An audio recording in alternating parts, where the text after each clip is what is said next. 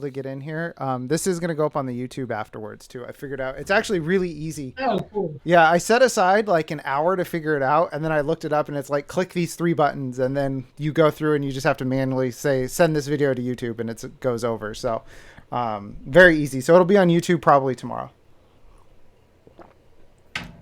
So cool. So I have you can't see my screen, but I have the sleeper draft, and if you click on the person's name, it kind of shows all their picks. And you only made two picks in the Yeah. first four rounds. Yeah, I was gonna pull that up because then you see like that middle round, which is like a big thing that I'm gonna talk about. Yeah.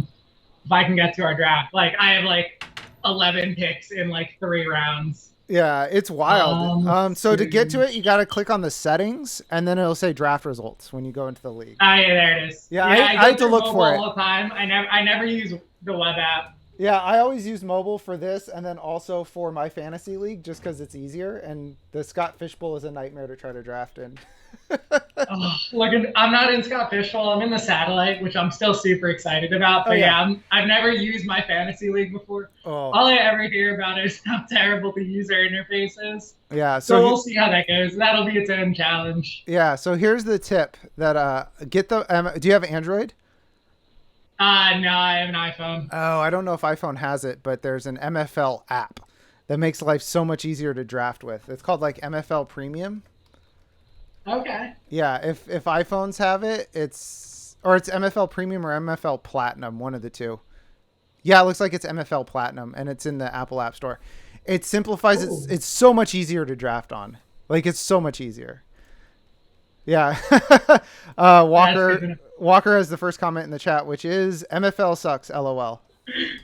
Absolutely. It's the worst. Yeah, every time like people post like trades and you see it on Sleep and you're like, okay, this is like really clear and succinct, and then you see MFL and it feels like you're reading hieroglyphics. Oh my god. Like what's happening here? It's so much harder to read the trades. Yeah, Mike invited me to one of his. Picked up an orphan team in his Devi League, and it was on MFL. And he sent me trades, and I was just like, reject, because I don't know how to read this. Like, I can't read the terms and conditions, so I can't accept. exactly. Sorry. Gonna have to say no to that one. Yeah. So, all right, cool. Let's we got at least Walker in the chat. I don't know how many people we got in the chat. So, welcome in everybody. We're going to get started here in a second. If you can't check this out live, this will be on our YouTube tomorrow. We don't have a fancy name on our YouTube yet. It's just search Football Absurdity. But once we get enough followers or subscribers on YouTube, then they'll give us a fancy URL. So if you watch this over there, go ahead and click that subscribe button, and that'll help us out to get a nice URL for this. You can also follow us on Twitch. Click the nice follow button. If you have Amazon Prime, you get a free Twitch Prime subscription if you link your accounts. We would appreciate you sending that our way because it doesn't cost you anything, and it gets us a little teeny tiny bit of cash to help the site going. So today our guest is Zach. You may know him as @ZackyNFL on Twitter. And I was searching for topics because I have like Mock Draft Monday, and then on Wednesday it was projections, and then we kind of ran out of things. And something that hasn't left my head was how many trades he made in our Dynasty startup draft.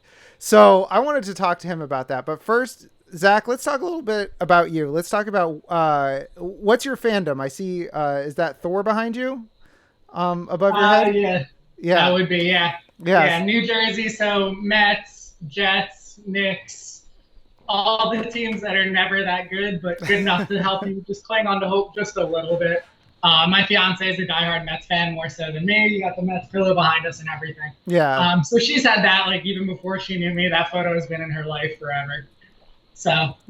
Yeah, awesome. Good So, times. so what got you into fantasy sports? Was football your first one, or was baseball? Actually, it was fantasy soccer. I used to play Fantasy Premier League way back in the day. Okay. Like, I want to say like as early back as like 2009, 2010.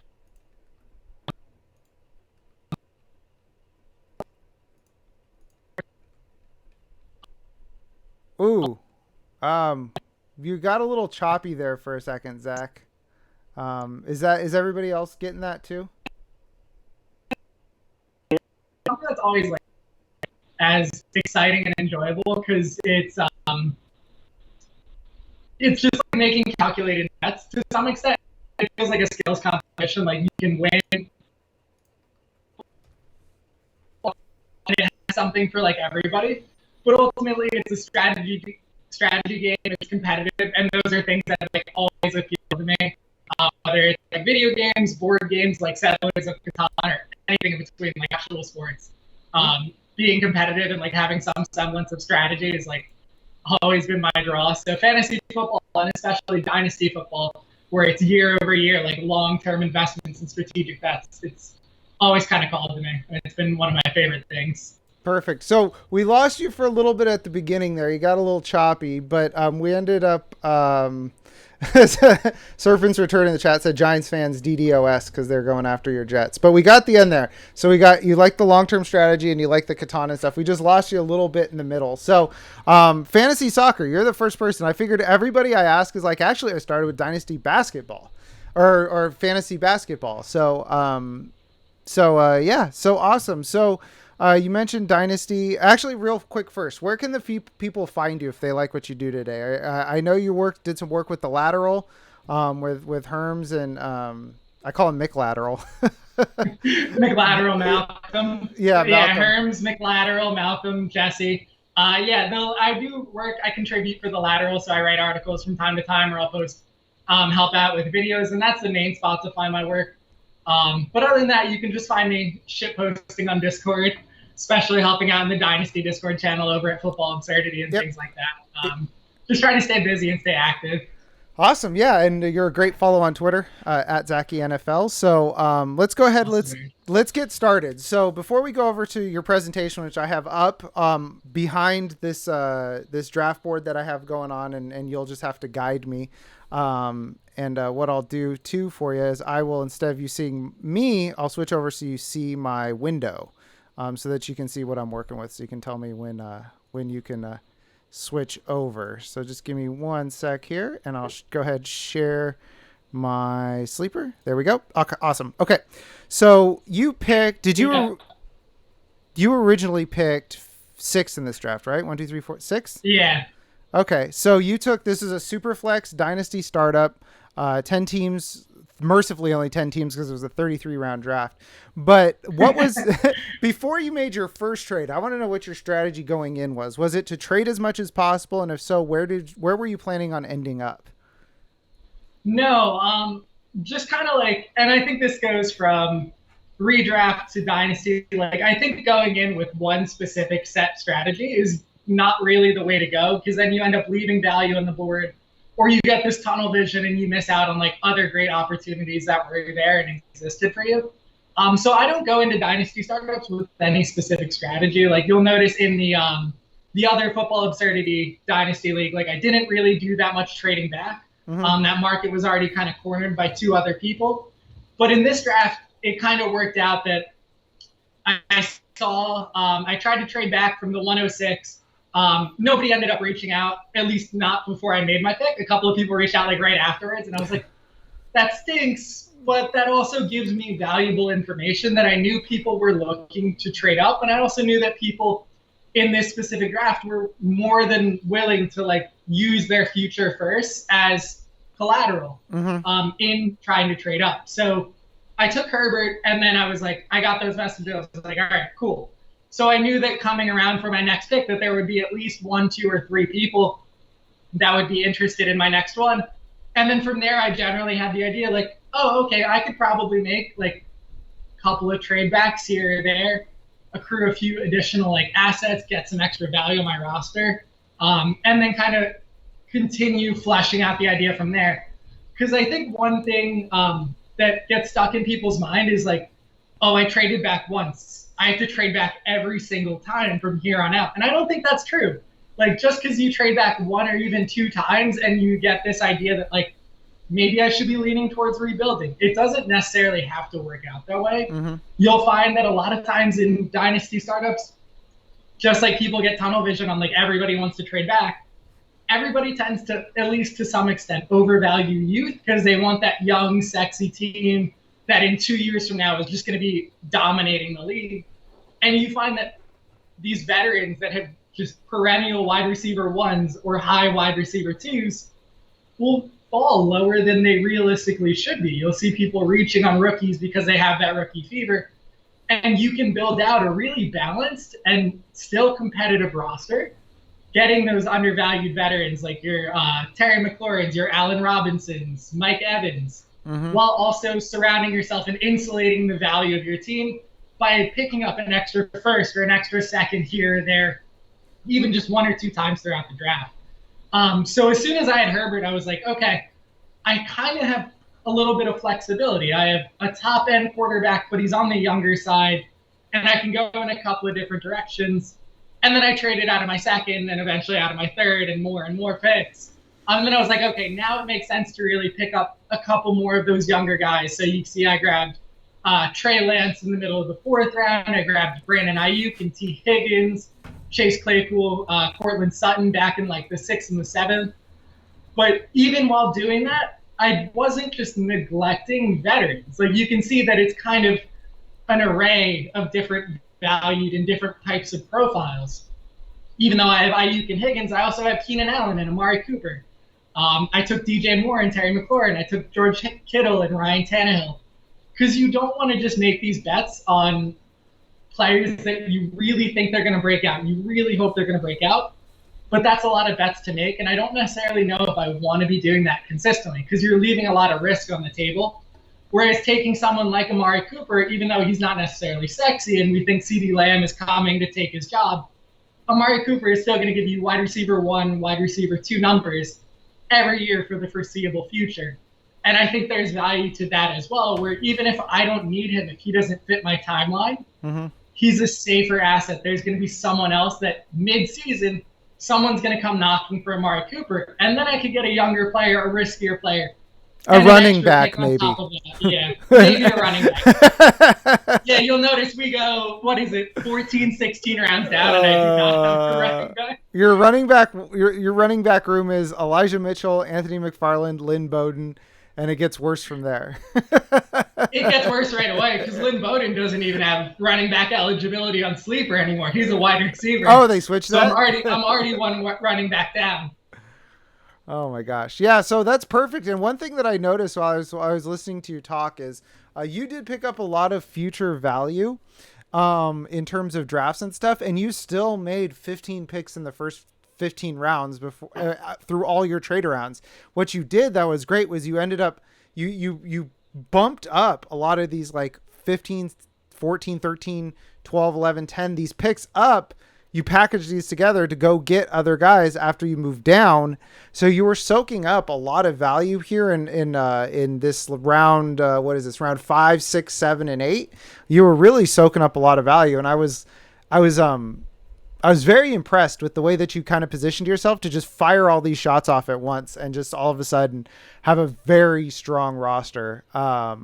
So yeah, it was very interesting. Did you end up getting any trades proposed to you, or were you the driver of all of these trades? I think at a certain point, people were just like waiting for the trade from you to come into their inbox.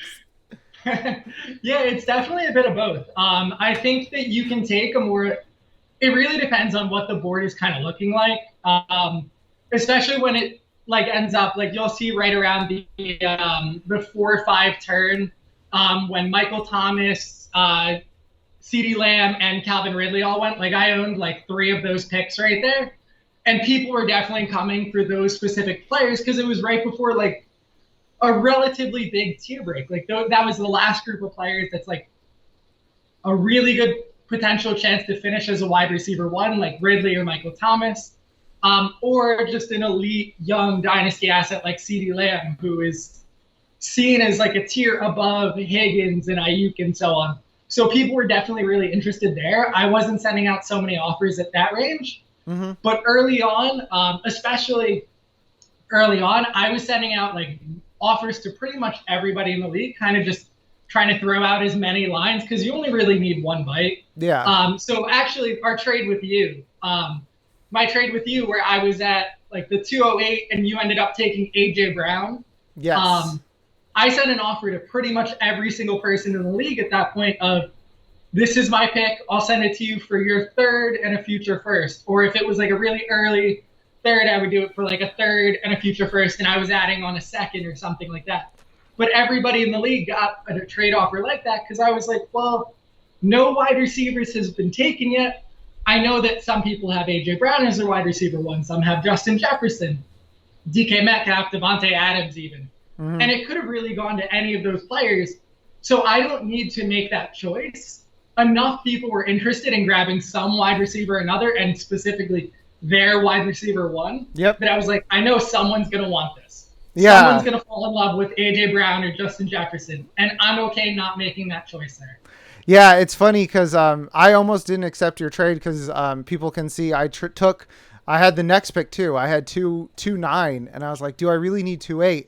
And I was like, well, I could spend a first to go. My next year's first really is what I'm spending to go get AJ Brown. And I was like, well, that sounds like a no-brainer.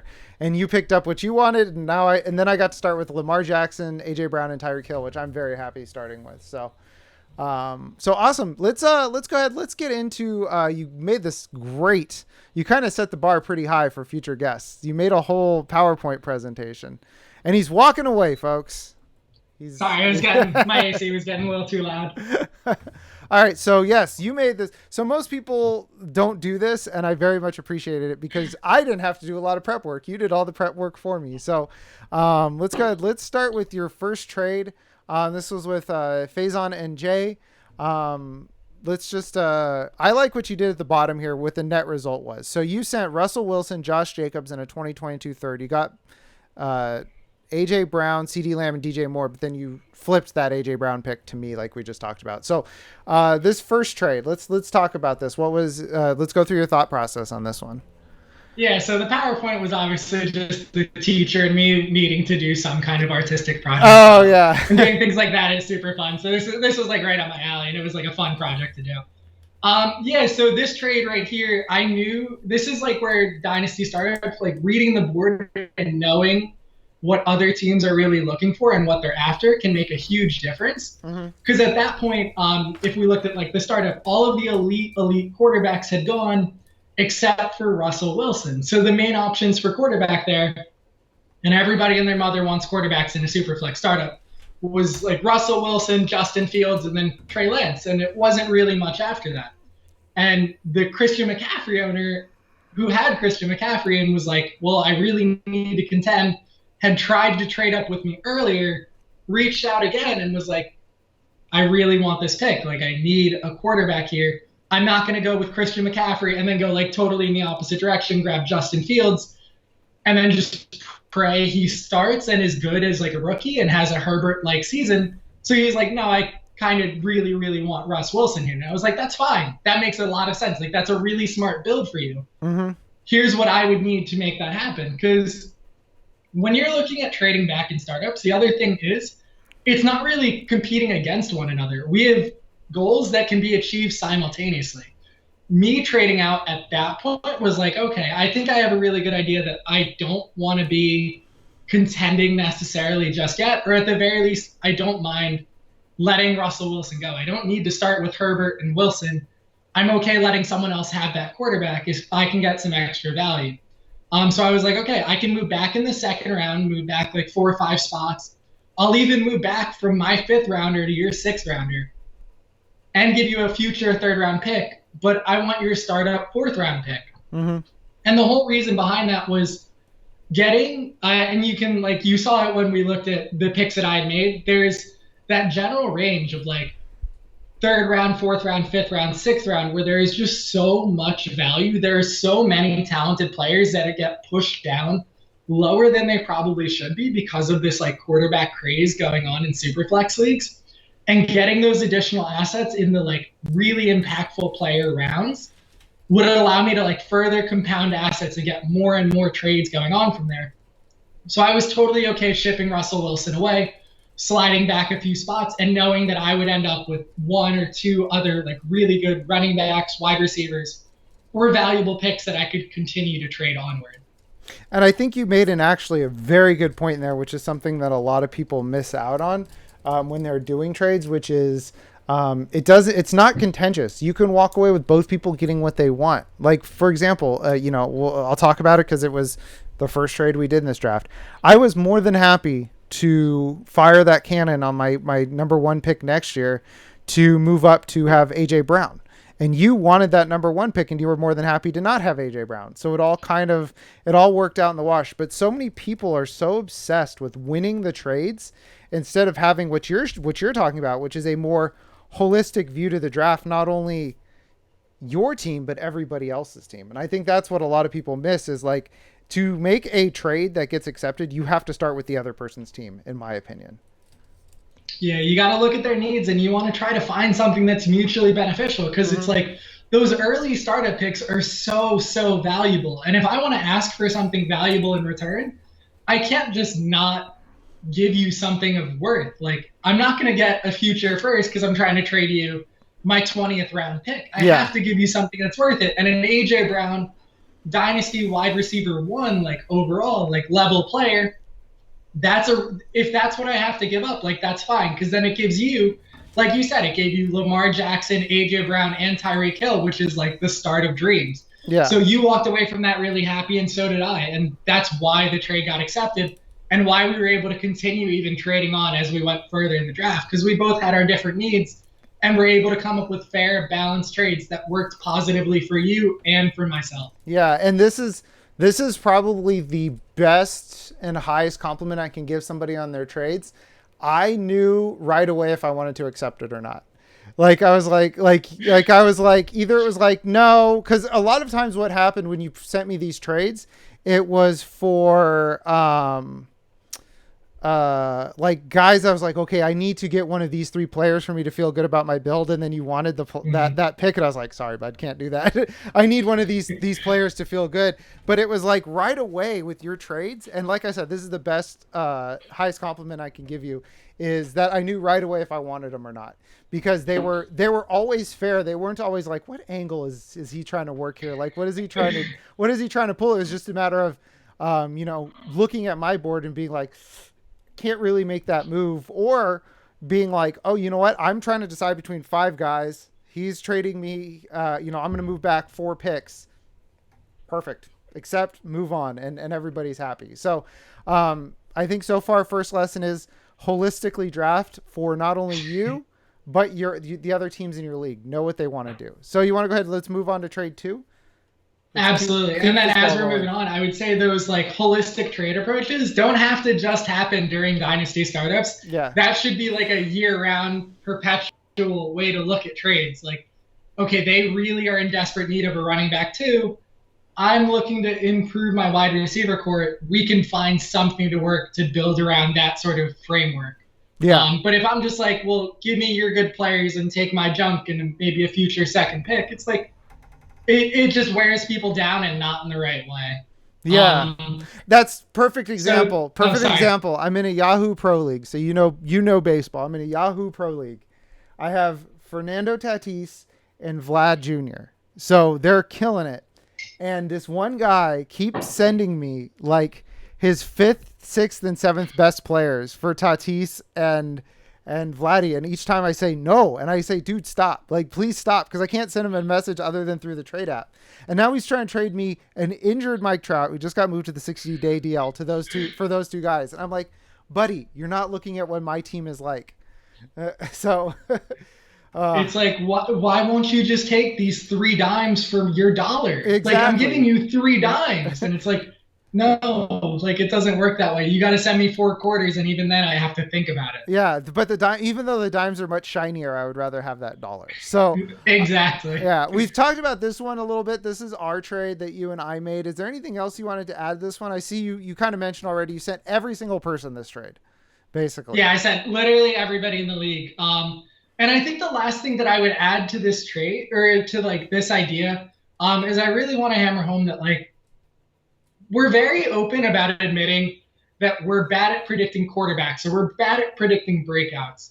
And I don't think people take that into consideration enough during Dynasty startups, where I don't think I can accurately or really feel confident in my ability to say, oh, this is the Dynasty wide receiver 1. Yeah. I think there are equally good arguments for Jefferson, AJ Brown, Devontae Adams with Aaron Rodgers, Tyreek Hill, even DK Metcalf. And I don't really need to be the one that says, I have this machismo. I know that this is my guy and I'm slamming my fist on the table. I'm okay if you want to take your bet first and I'll take whoever's left. And sometimes that approach can work out even better than you imagine. Because if you look at what this trade involved, Justin Jefferson ended up falling to my next pick. So in hindsight, it ended up being like, if I didn't even continue to further trade back, it was A.J. Brown for Justin Jefferson and a first, which is like highway robbery in hindsight. At the time, it's a fair trade. But when some players just slip through the cracks again because of this quarterback craze or because everybody's got to get their running backs in early, you can end up with really good players that fall later than they should. And you walk away with a deal that was fair at the time and comes out benefiting you pretty heavily. Post trade. This is making me feel like a sucker looking at this right here. But it's okay because one of my things with Dynasty is like one of my philosophies with Dynasty is like I'm gonna get guys that I'm excited about that I really want to root for a long time. And AJ Brown's one of those guys for me. You know, he's a lot of fun to watch. He's a really good guy, player. I can't speak to him as a person, even though his videos are very funny that he was making when he was trying to recruit Julio Jones. Oh my God, the Julio Jones videos, like, please come. It was so funny. Yeah, it was really good with the duct tape on the jersey to change his number and stuff. It was really good, but it was like, you know, but seeing this now, yeah, I feel like a sucker.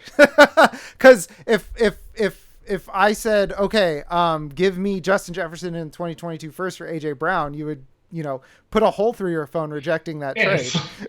I would say, what are you trying to do? Trade Fernando Tatis for my 5th, 6th, and 7th best players? Like, stop talking to me. Yeah, but you know what? Even looking back on it, I'm happy with this because I got my guy.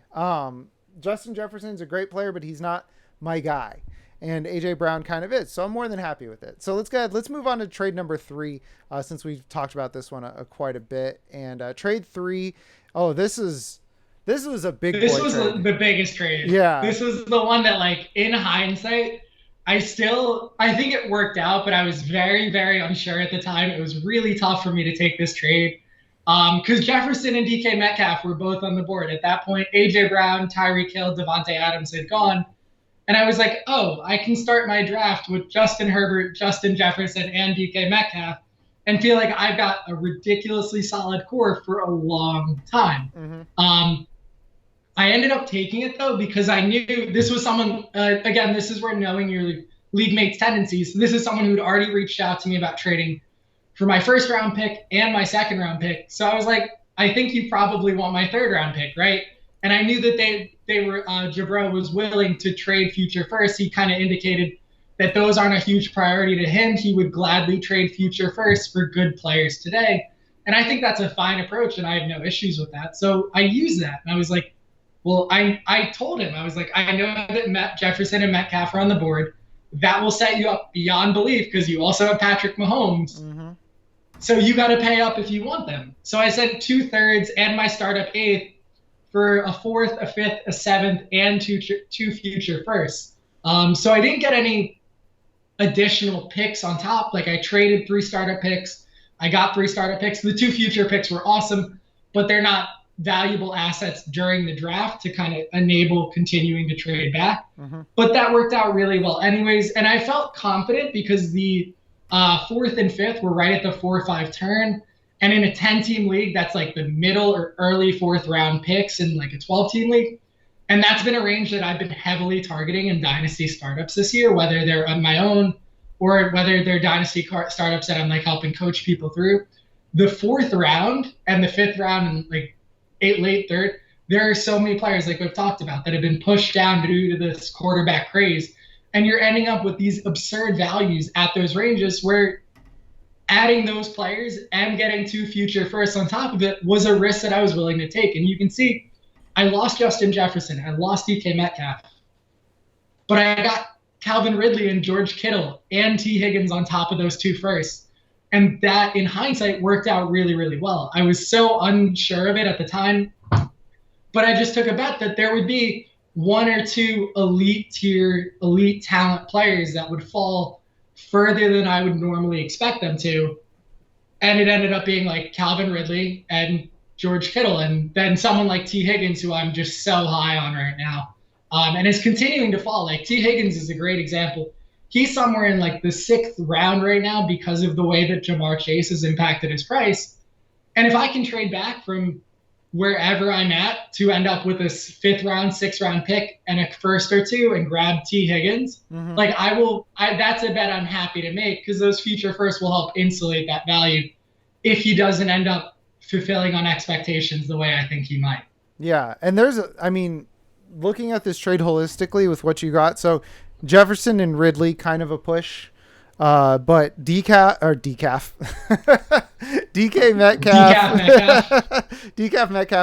DK Metcalf for Kittle and a first, and then Deontay Johnson for Higgins and a first. Those both feel like big. They feel like they're slanted in your favor. The only one that's kind of iffy is maybe the Kittle in the first might not equal DK Metcalf, but I still think in the end everybody kind of walked away with what they wanted. So we got a couple comments in the chat, but I've been kind of ignoring it. They're all from Ken Shamrock. He said so he's saying 2023 first has a lot of value, which I think it does, but we say that about every draft kind of before we start to look into the players and see their warts.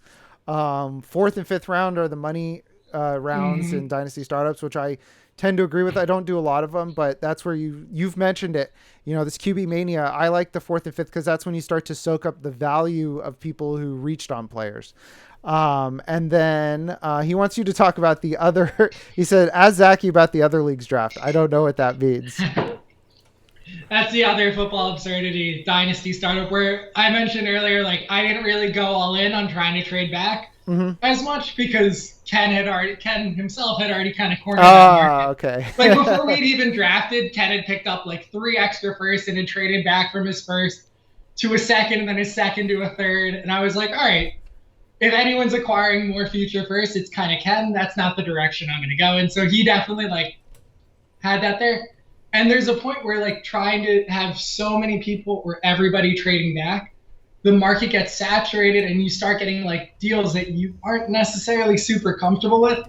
So that wasn't something that I felt compelled to do or felt like a need to do. I actually think I traded up more in that draft than traded back because of the way the board kind of fell to me. But yeah, Ken did a great job. Like he hit home like all these same points in the other football absurdity draft as well. Yeah. Well, I think that's perfect too, because you stayed fluid. You didn't come, like you mentioned at the top, you didn't go in going, all right, well, I'm going to do the exact same strategy because it worked for me. I'm going to make sure that I position myself to get the best value depending on how the draft falls. And Ken Shamrock says, good analysis so far, Zach. Love the PowerPoint. Yeah, I'm digging the PowerPoint too because I didn't have to do any prep work.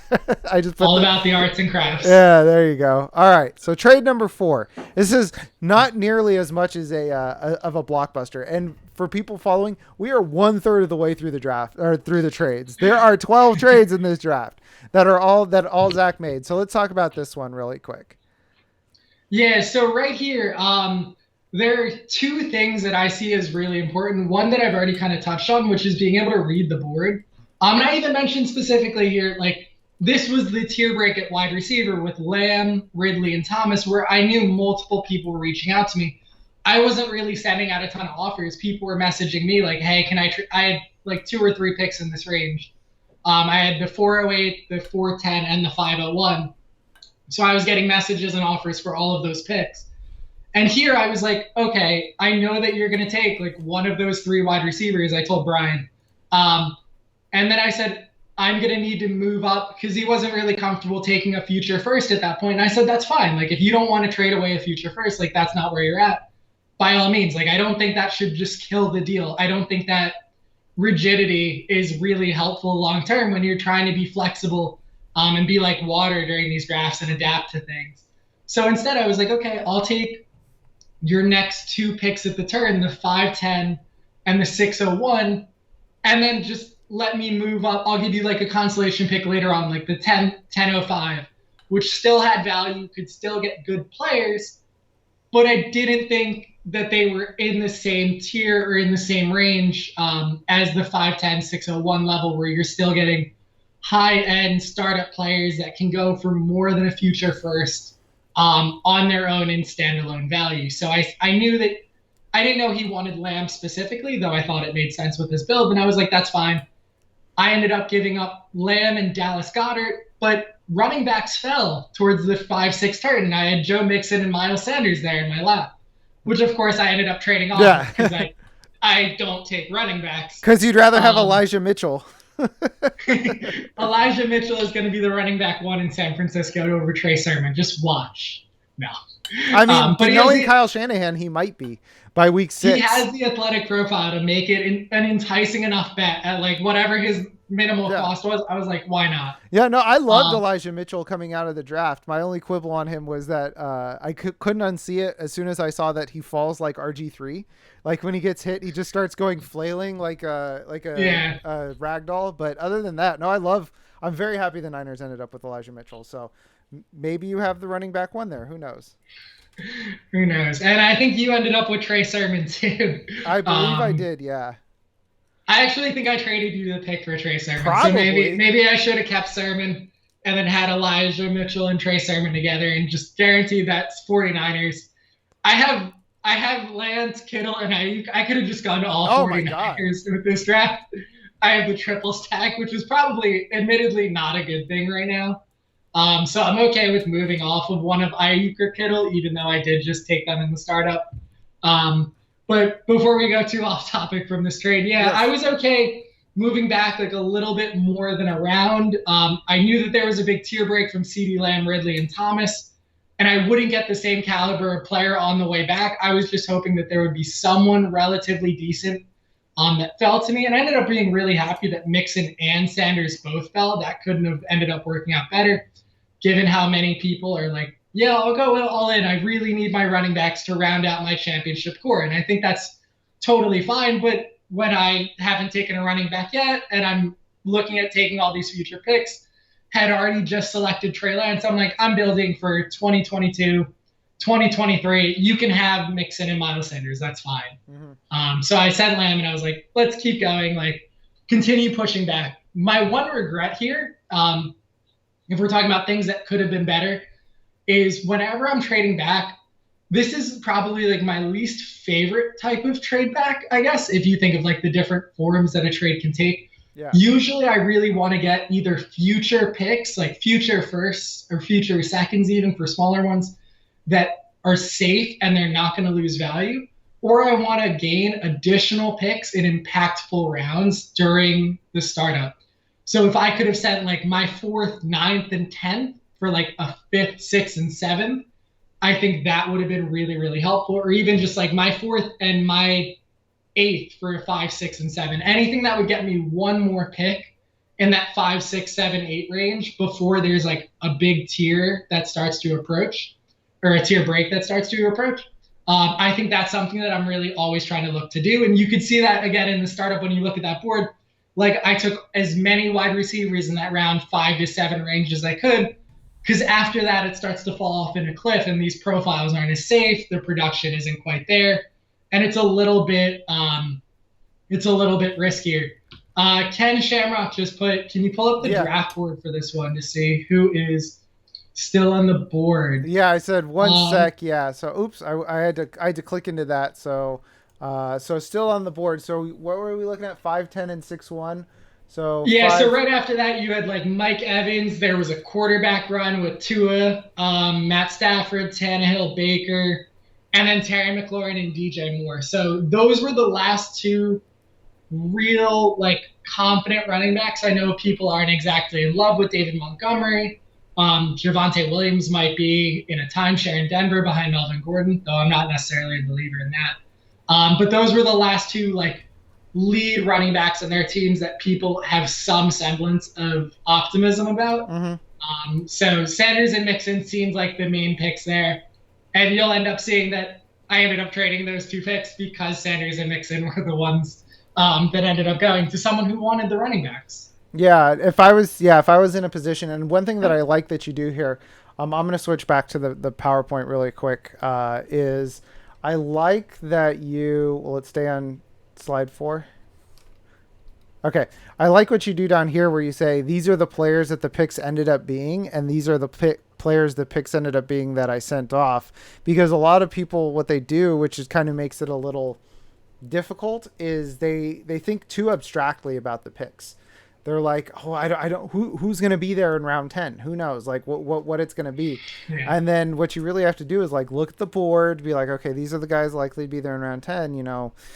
Am I comfortable trading away this value to snag this other value? And looks like that it worked out for you and for Brian. So let's go ahead. Let's keep this ball rolling. We do try to keep it to an hour, so I'm going to try to keep as we get into the deeper trades. I'll probably move you along a little bit more. Absolutely, Yeah. totally fine. Yeah. So this one's interesting. You sent your Ridley pick, and you got Amari Cooper, Laviska Shenault in a 2022. How many firsts do you have next year?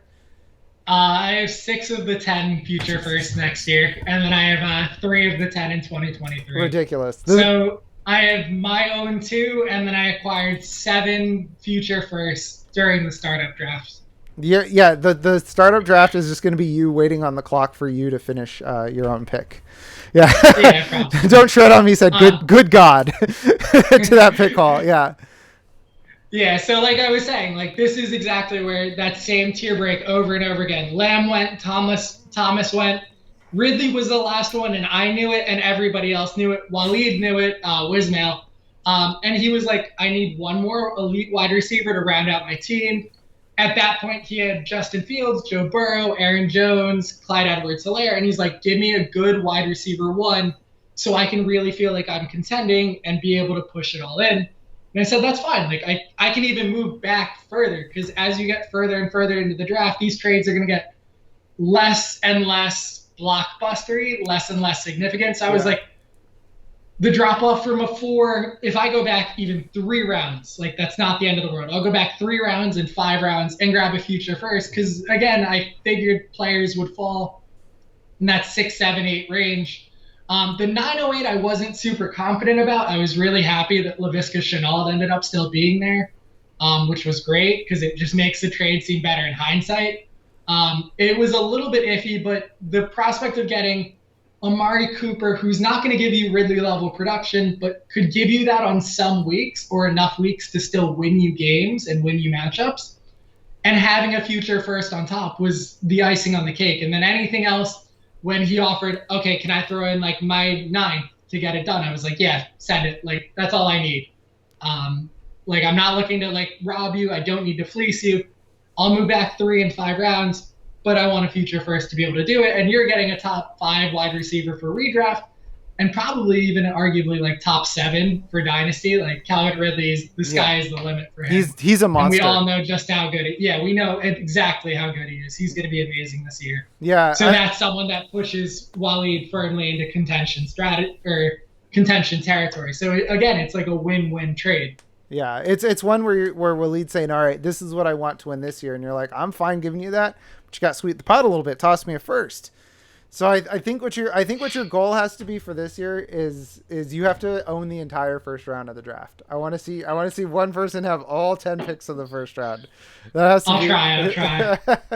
Oh, all right. Let's go ahead. Let's move on to trade 6 because, like we said, these will probably. Oh, this is a big boy one. This is a big one. So, you ended up sending the Mixon Sanders picks, Rieger and Robbie Anderson, Jalen Rieger, and getting Terry McLaurin, Javonte Williams, Chase Claypool, and a first next year and the year after. So let's, you offered this one. What was your thought process here? Yeah, I was going back and forth with Aaron a lot about this. Aaron had a really strong team so far at that point. If I pull up, he had Dalvin Cook, he had Derrick Henry, he had Devontae Adams and Travis Kelce and Aaron Rodgers. So he was like all in. I am ready to win in 2021. And I said, your team is really, really set to do so. But you also could use some extra help at running back. And that was something he was really interested in. He said, if I have the best running back 3, the best running back 4 in the league, that only furthers my chances. And I can fill out wide receiver 2 and beyond later on. Because I'm going to be flexing Joe Mixon, who's potentially like a mid RB1, low RB1 this season, Miles Sanders, who can give you some running back 2 weeks. And he was all in. And I said, okay, like if I'm moving off of these 2 picks, I need 2 future firsts and then whatever I can add on to make it fair in those like middle rounds. And he was like, yeah, I could send like it was originally like a 6 and an 8 and the 2 firsts for a 5th and the 13th. And I was like, can I add my 11th and you add your 7th or something along those lines? Like we tweaked it just slightly in a way that actually made him happier because he gave 1 less pick and I gave an extra pick, but it was later and less meaningful to me. It gave me something in that middle territory where I was really happy. And I ended up like, again, it's just value insulation. Like Miles Sanders, Joe Mixon are both going to be probably really good this season. I would happily have them on my teams, and I would have picked both, assuming that I was still in the clock there. But I don't think we're always good at predicting the future, and we know how crazy the NFL can get. So any future picks, any value insulation, any protection for my team, assuming that I'm going to make some bad bets here and there down the line, was exactly what I was looking for. So I said, that's fine. Take your running backs. Let me continue to just not take running backs myself. And then you can kind of corner that market, and you can even trade one away to get your future first back if you ever need. Yeah, perfect. So a couple of things.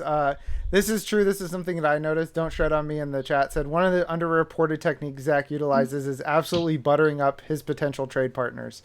Yes, that's one thing that I've noticed. Like even when you're talking about it now, you're like, his team was legit. He just needed one piece to contend. You're telling everybody they're a contender and they're just one piece away, and then you're like, guess who has that piece? It's me. Here you go. I just need a little bit from your future. So yeah, this is a good one. Again, you picked up 2 firsts by trading guys that I'm not particularly high on, Mixon and Miles Sanders. Not particularly high on them. Ken Shamrock said mid to late running back 1, and he put the hands on head emoji in the chat. And so yeah, it's again a good trade where you walk away with 2 future firsts, and those future firsts, as you get closer to those drafts, you're going to be able to spin into even more value. Like, yeah, going forward, those are like, you've cornered the market on them. You can set the price. You can make somebody overpay for first round pick next year and probably the year afterwards to continue to accrue value. So. Exactly. Like I think a big part of my plan in 2022, when that rookie draft is around, is trading off of those picks. And I'll take your 2023 future first and some little piece that makes up the value difference. Because like Ken mentioned earlier, the 2023 draft is getting a lot of hype right now based on the running backs that are coming in. And it's looking like it's going to be a really strong draft class. So if I can delay another year, even like grab 1 or 2 or 3 players in the next year's rookie draft and then ship off the other 3 or 4 picks to put them, continue compounding value and put more picks in 2023, like that seems like a win-win for everybody involved, because I don't think I'm going to be really trying to push to contend next year either. So if I have to give up a first, like, so what? It's not the end of the world to me if I'm getting one back a year from later. It's like that old don't eat the marshmallow experiment with kids. Like, if I don't eat this marshmallow now, I can have 2 later. And I've always been someone that would rather have 2 later. Yeah, I can be patient there. You can delay the gratification. So, all right, let's keep this ball rolling. Trade 7. This is, you sent, so every one of these trades, it feels like you kind of won, because you ended up sending Javonte Williams and Adam Thielen for Keenan Allen and Kareem Hunt, which are 2 guys I would rather have Allen than Thielen, and Hunt and Williams is kind of a toss up to me. So yeah, let's talk about this one real quick. 1 minute, because this seems to be a straightforward. So all right, so my 1 minute wrap up on this would just be that I think that having a pair of picks at the turn is something that's really enticing. Being able to trade, not just when someone wants to trade up, if you can say you can have more than 1 pick, you can have the next 2 players, you can get the next 2 guys you want, regardless of what's happening. There's no chance of you getting sniped. That's a really exciting opportunity for some people. So I like to look for picks at the turn, because even if I can't trade away both, I can trade away one of them and ensure that I won't get sniped myself. So I ended up taking the 7-10, grabbing Keenan Allen because I thought he was a little bit higher than the remaining wide receivers, and trading away the 801 where Jabro ended up taking Kareem Hunt, who wouldn't have been my pick, but that's fine. That's why I traded it away. I moved back even further because I didn't want him there, but it would have worked out. In hindsight, I would have been okay staying and grabbing Javonte Williams there as my running back 1, but I was pretty committed and I was having a lot of fun, and I was like, let's just experiment. How far back can I go? How many times can I keep trading? And obviously the answer is more. Yeah, this is the point at which you would say you got consumed by trade mania, and you're like, let's just see how far I can roll this boulder. And actually, I'm thinking about it. Your strategy now, I understand why you don't have any running backs. You're not because their shelf life. I mean, look at the top 2018 Dynasty startup running backs. It was David Johnson, Todd Gurley, and Le'Veon Bell. Two of those guys don't have jobs right now. So you're like, I'm not going to spend this money, this capital now. I'm gonna defer it to the future when I have a good team around it, and then I'll pick up the rookie guys and go from there. So now I understand why Elijah Mitchell is your running back one. Yeah, because I'm totally okay to keep all those young wide receivers that in another year, 2 or 3 are really going to start producing. And then in the rookie draft, I'm going to try to fill out my core with Breece Hall, Spiller, Bijan Robinson, and all of them. If I can get 2, 3, 4 of them, then I've got all these young stud wide receivers entering their prime, hopefully. And then I've got 3 or 4 running backs on their rookie year deals that should be good for that whole shelf life where I'll be existing in contention. Yeah. So, okay. Ken Shamrock says, I nailed it. I nailed describing what you did. Build around quarterbacks, wide receivers, and when they're set, go running back. Yeah. I just didn't think that. I know that that's a good dynasty startup strategy, but Zach kind of tested to see how far you could take that. I was every time he picked, I was like, take a running back, you crazy person. Like I was more interested in your draft than I was in mine, seeing when you would finally take one. So yeah, the whole league was like, dude, are you ever gonna draft a running back? And I was like, no, I'm not. Yeah. Not as long as there are good wide receivers that I really like on the board. I'm just gonna keep taking those wide receivers. So at 7-10, I took Keenan Allen, and then I felt there was like a nice break. There was Deontay, there was Claypool, there was Sutton, there was Devontae Smith, and a bunch of others. So I was like, well, they can't all get taken. Even if there's a wide receiver run, I'm getting someone that I'm happy with. So I was like, yeah, I moved off of the 801 that ended up being Kareem Hunt, moved back to the 805. So sliding back 4 picks, but I got a future second in the process. Again, this was because I knew Jabro, and I knew that he was someone that didn't really value future picks the way that I was, especially given our different builds. And I was like, hey, like, you want to trade it up, I want to trade back. What can we do to make something fair here? And he was like, yeah, I'll throw you my second. And I was like, that's perfect. We're going to win. And then, of course, I ended up getting the 805 where Deontay Johnson went, but I didn't end up picking Deontay Johnson because I traded that as well. I traded that as well. And so you sent that off for Kupp and Bateman, which is, I think, a massive steal here. Yeah, this might have been one of my favorite trades. As they got later, they get smaller, but you can still find really nice value wins. So I moved back around from 805 to 904, and I also picked up an 11th on the side. And I figured there would be like reasonable dart throws or better still around at the 1104, and I was like, oh my God, wait, seriously, Rashad Bateman is still there? Like it couldn't have worked out better. I was so happy at that point. Yeah, and I would say if you received Kupp for Deontay Johnson straight up, I would call that a win. And tossing Bateman on the pile is one of those, like, you just kind of throw your hands up in the air like, come on.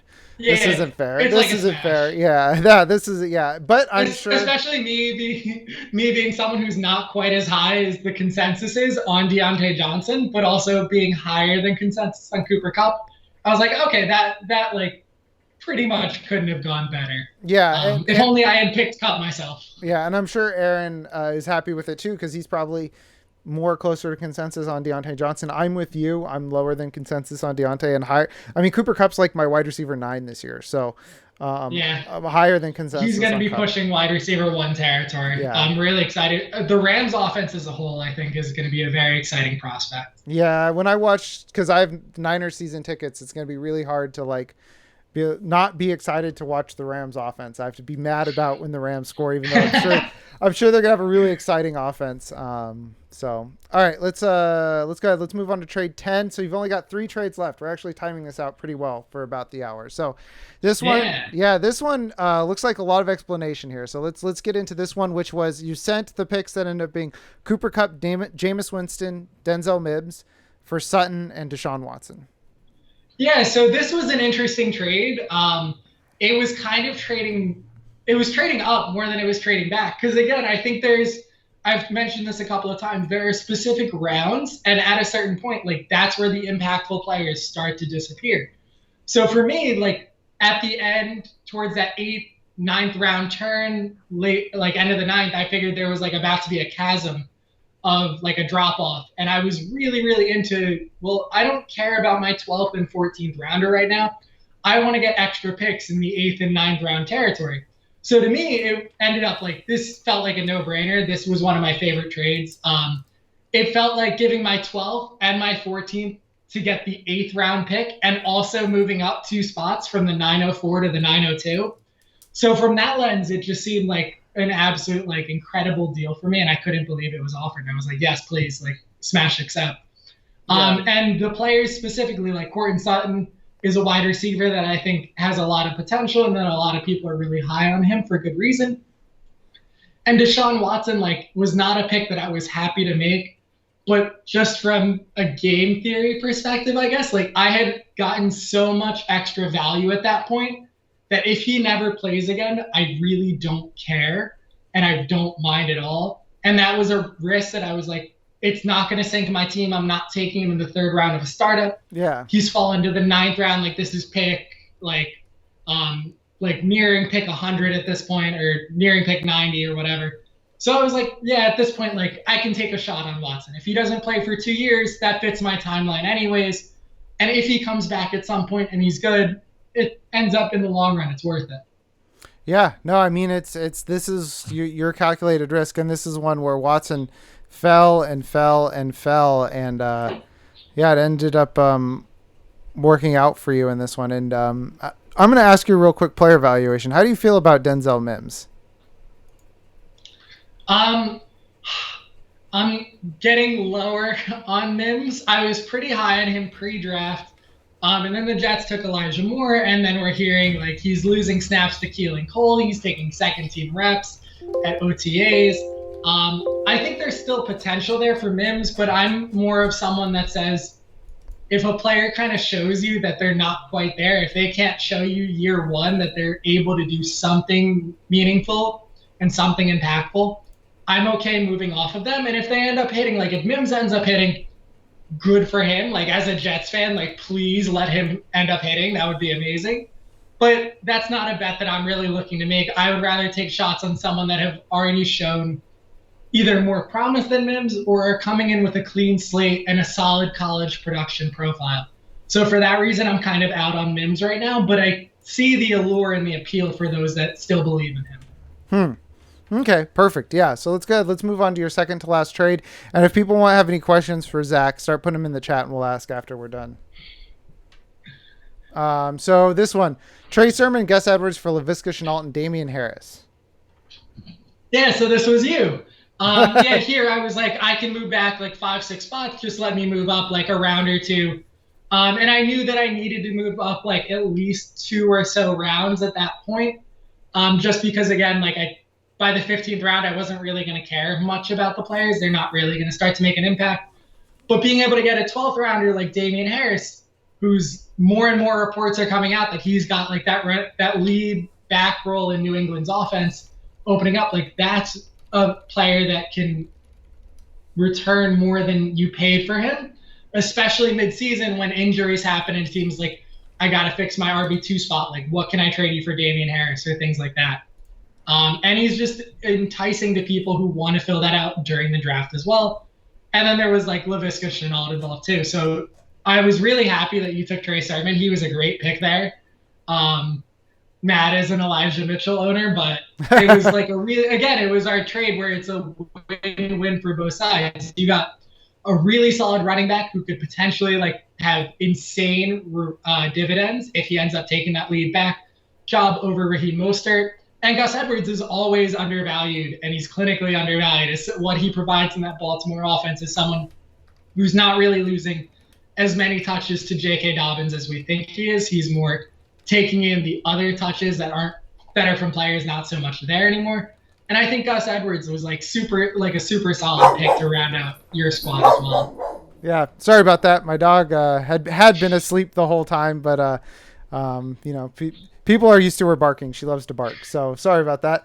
But yeah, all good. Yeah, and I was more than happy to trade away a pick that became Damian Harris. I'm not a big Damian Harris guy, but I can see how he could end up being a solid running back too for a contender this year, where you can move him for even more value. I'm trying to remember what my thought process was at this point. I think I got 9-6 and 15-6, and I think this might have been where I was like, you know what, difference between 12 and 15, not that huge at the end of the draft, and I get to move up a handful of Oh, picks. I was wrong. I just looked at the board.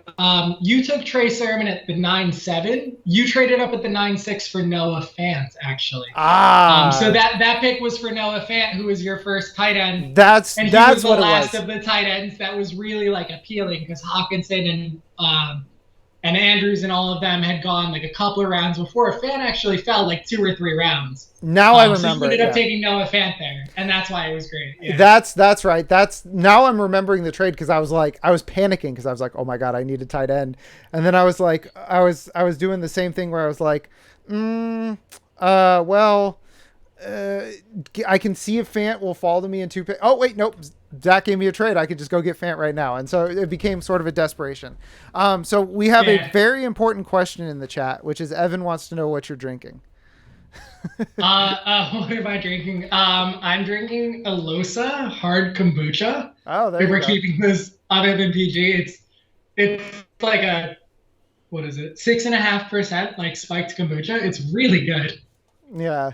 And then yeah, the only person in the chat who's ever met my dog, Homer Sensual, my buddy Sam. What up, Sam? He said hi, Frankie, to my dog when she barked. She's now asleep on the ground again. So all right, last trade. So this was you ended up sending the picks that were Chenault, Damian Harris, and J.D. McKissick to get Elijah Moore in 2022 first. You took a bunch of dimes, and you got 2 quarters out of it. I think with this trade. Yeah, this ended up this kind of fell into my lap really nicely. Jay Willie at that point had already reached out about trying to take the Noah Fant pick, but he wasn't after Noah Fant specifically. He just wanted someone who ended up falling there. It was Laviska Shenault. Okay. So he really wanted Shenault, and that's where he was at. And I was like, okay, well, I just acquired a 10th and a 12th from Jeff, so I have 2 more picks in a meaningful round. I'll throw in a 20th. I want your future first, and then like something before that gap hits. And he was like, yeah, I'll give you my 13th. And I was like, please, yes. So the Elijah Moore ending up falling to the 13th round was like beyond lucky. I don't think that should have happened. If we were doing this draft again now, like that wouldn't happen. No. So it came out really good in hindsight because I see Chenault and Elijah Moore as very similar players in terms of the potential upside and the cost to acquire them. So for me, the gap between Damian Harris and J.D. McKissick and a future first round pick is night and day. And I was like, I have to take this trade. Like this is just too good for me. So I gave up off the Chenault trade and then got Elijah Moore, who I'm super happy with as a Jets fan. Yep. And as a Dynasty owner, he was my 10th wide receiver at this point. So like my wide receiver 10 on this league is Elijah Moore. And then I have all those future firsts to come out and just like fill out my roster from there. So good times are coming. Yeah, unfortunately for a person playing against you in the league, I agree. Good times are coming. So those are all 12 of the trades. I know I promised 14, but here's your net results. This is a lot of names and then a lot of first round picks. So are there a player that you sent that you wish you hadn't sent out? I guess would be the best question to ask here. I mean, I still don't know how I feel about trading that Justin Jefferson DK Metcalf pair. I think I could have made a deal where I only traded one of those two and kept whoever was left, or I could have kept Jefferson specifically and left DK Metcalf. That was the one I was like most concerned about, but the prospect of getting 2 future firsts and also those valuable picks right in that range where I thought it was like the money rounds. That was the closest I've come to, I think, regretting a trade. Either that one or when I did trade off of Javonte Williams, because I've tried to trade back for Javonte Williams a couple of times at this point. It hasn't been too successful. Because the way that this draft ended up working out, like, this roster is really, really flexible in the sense that I have so many future firsts, but I also have really good quarterbacks in Ryan Tannehill, Justin Herbert, Trey Lance, if and when he starts. I have George Kittle at tight end, and I have all of these absurd wide receivers. If I want to, I have the flexibility to trade 1 or 2 of my firsts or 1 or 2 of my wide receivers, grab a running back or 2, and put myself right into contention as well. Yeah, So you could easily just be like, you know what? You say you start out like 9-0 or 8-0, and you're like, you know what? Screw it. I'm contending this year. Let me move some pieces around. exactly, and just be like, hey, like, let me go acquire like undervalued single or double season running backs like Chris Carson right Mm-hmm. now. Like I could go acquire Chris Carson for really cheap and be like, with the rest of my team, Carson as my running back one is just fine. Like I Yeah. can get by with that. No issues at all. And that's something that would have a relatively low opportunity cost.